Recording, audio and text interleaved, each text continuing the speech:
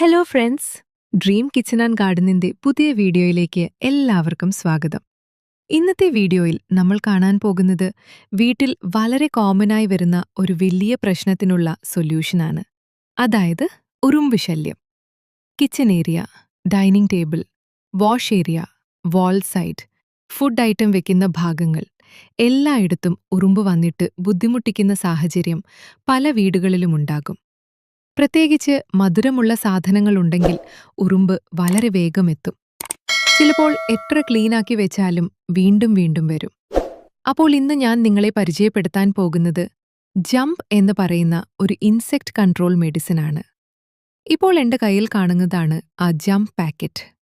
ചെറിയ പാക്കറ്റ് ആണെങ്കിലും പലരും ഉറുമ്പ് കൺട്രോൾ ചെയ്യാൻ ഉപയോഗിക്കുന്ന പ്രോഡക്റ്റാണിത്.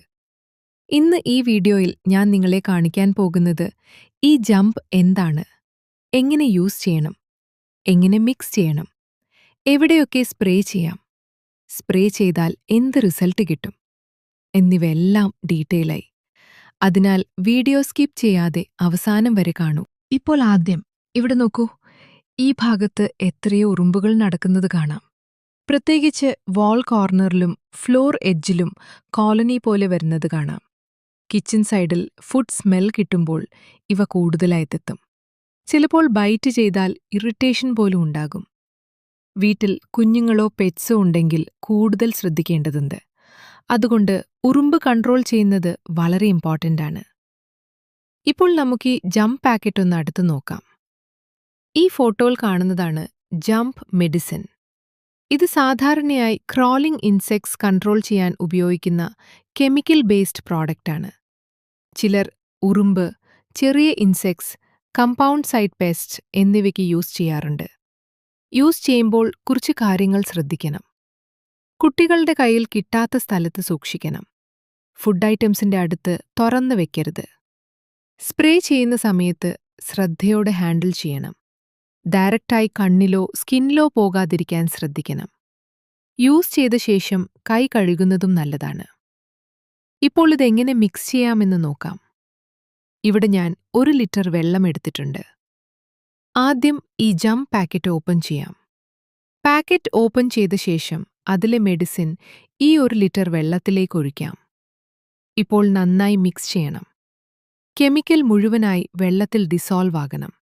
അതിനായി ഞാനിത് സ്റ്റർ ചെയ്ത് മിക്സ് ചെയ്യുകയാണ്. ഇപ്പോൾ സൊല്യൂഷൻ റെഡിയായി. സ്പ്രേ ബോട്ടിലുണ്ടെങ്കിൽ അതിലേക്ക് മാറ്റാം. ഇങ്ങനെ സ്പ്രേ ബോട്ടിലാക്കിയാൽ യൂസ് ചെയ്യാൻ എളുപ്പമാണ്. ഇപ്പോൾ നമുക്ക് ഉറുമ്പ് വരുന്ന സ്ഥലങ്ങളിൽ സ്പ്രേ ചെയ്ത് നോക്കാം. ഇവിടെ ഫ്ലോർ സൈഡിൽ ഉറുമ്പ് പോകുന്ന ലൈൻ കാണാം. ഈ ഭാഗത്താണ് ആദ്യം സ്പ്രേ ചെയ്യുന്നത്. വാൾ കോർണറിലും കിച്ചൺ ബാക്ക് സൈഡിലും ക്രാക്കുള്ള ഭാഗങ്ങളിലും സ്പ്രേ ചെയ്യാം. പ്രത്യേകിച്ച് കോളനി വരുന്ന വഴി കണ്ടെത്തി സ്പ്രേ ചെയ്താൽ റിസൾട്ട് കൂടുതൽ കിട്ടും. സ്പ്രേ ചെയ്ത ശേഷം കുറച്ച് സമയം ഡിസ്റ്റർബ് ചെയ്യാതെ വിടണം. ഇപ്പോൾ തന്നെ നോക്കുമ്പോൾ ഉറുമ്പുകളുടെ മൂവ്മെൻറ്റ് കുറയുന്നത് കാണാം. ചിലത് സ്കാറ്റർ ആകുന്നതും കാണാം. കുറച്ച് സമയത്തിന് ശേഷം ഏരിയ ക്ലീൻ ആകാൻ ചാൻസ് ഉണ്ട്. എന്നാൽ ഒരു കാര്യം പ്രത്യേകം പറയണം.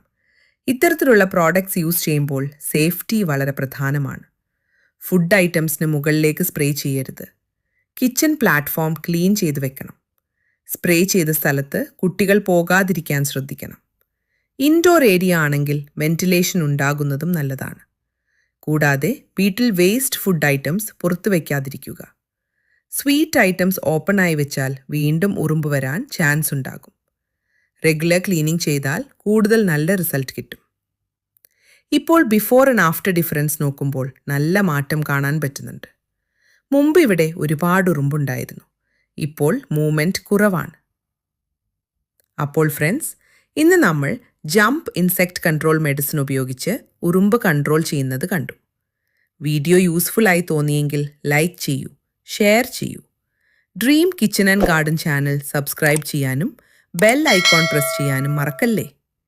അടുത്ത യൂസ്ഫുൾ വീഡിയോയുമായി വീണ്ടും കാണാം.